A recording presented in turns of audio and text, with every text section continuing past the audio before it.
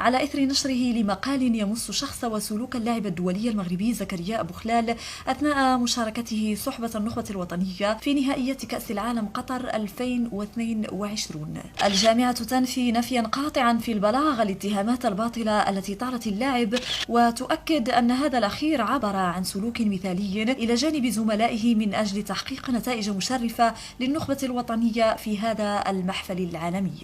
وإذ تعبر الجامعة الملكية المغربية لكرة القدم في ذات البلاغ عن إدانتها الشديدة في تعاطي هذا الموقع الإلكتروني مع شخص وسلوك اللاعب زكريا بوخلال، ومن خلاله لصورة المنتخب الوطني بكل فعالياته. كما تؤكد الجامعة أنها ستلجأ إلى المساطر القانونية لحماية أعضاء المنتخب الوطني لكرة القدم ودحض كل الادعاءات الباطلة التي تمس سلوكهم أو حياتهم الشخصية أثناء ممارسة مهامهم الوطنية.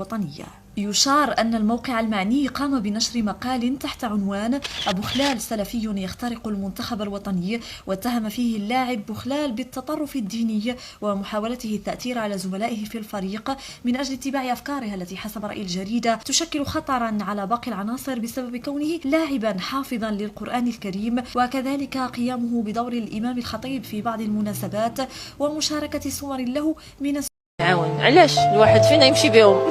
الواحد يعاون اللي محتاج. الرضا كله ديال الام اللي تقدر تعطيه الولد نعطيه ليه.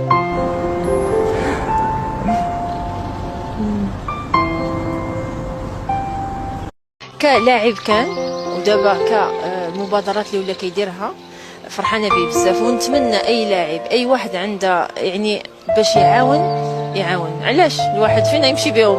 الواحد يعاون اللي محتاج. الرضا كله ديال الام اللي تقدر تعطيه الولد نعطيه ليه.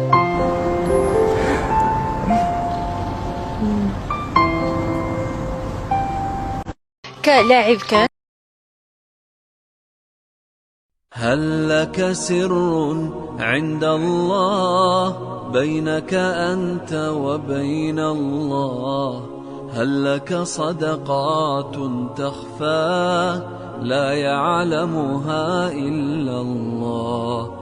هل لك سر عند الله بينك أنت وبين